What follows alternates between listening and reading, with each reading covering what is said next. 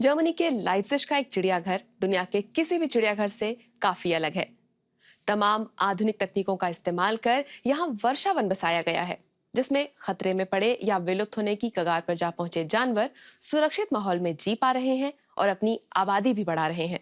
ये मनोरंजन ही नहीं, संरक्षण का ठिकाना भी बन गया है।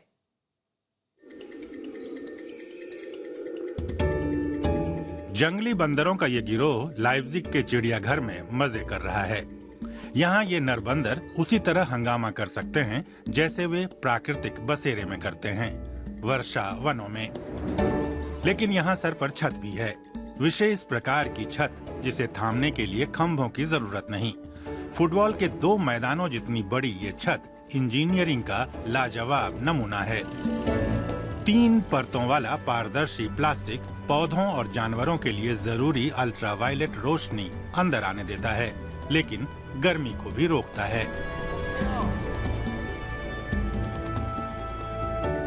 नमी वाले गर्म वर्षावन के माहौल से मलय टपीर उत्साहित हैं। नर और मादा टपीर चारा खाते हुए प्रेम का इजहार कर रहे हैं। उन्हें यूरोप के विभिन्न चिड़ियाघरों से यहाँ लाया गया है। बाहर उनकी जान को खतरा है।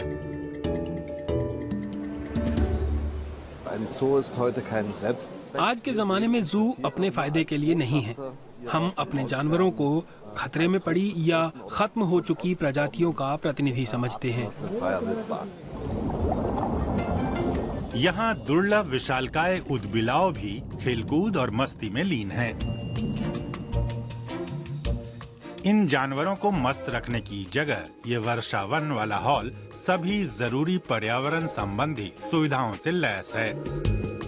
यहाँ का पानी बारिश के पानी को इकट्ठा कर जमा किया गया है। यहाँ सौर ऊर्जा जमा की जाती है, लेकिन फिर भी कभी काफी गर्मी हो जाए तो छत में लगी प्लेटों को खोलकर हवा को रेगुलेट किया जाता है। यहाँ लगी व्यापक तकनीकों की जिम्मेदारी रासेम बावन की है। इस विशाल हॉल का दिल यहाँ है, 2 बड़े घरों के बराबर, और ये है बावन का साम्राज्य। हमें मौसम का भगवान बनना होता है। कभी वर्षा करानी होती है तो कभी नमी पैदा करनी होती है, और हमें ये भी ख्याल रखना होता है कि हॉल में हमेशा पर्याप्त रोशनी हो।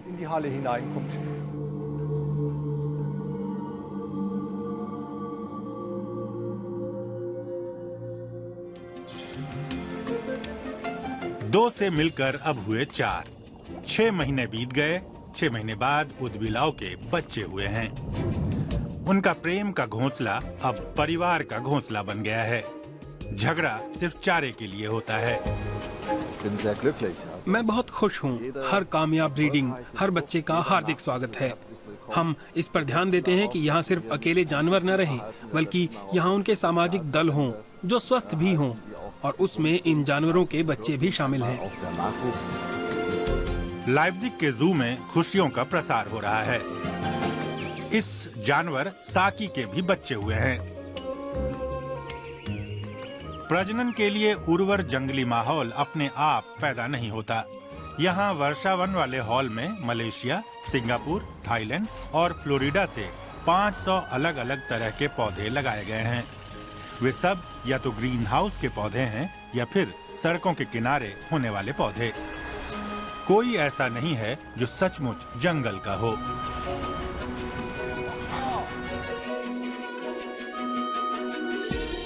कोमोडो ड्रैगन विश्व का सबसे बड़ा जीवित सॉरियन है।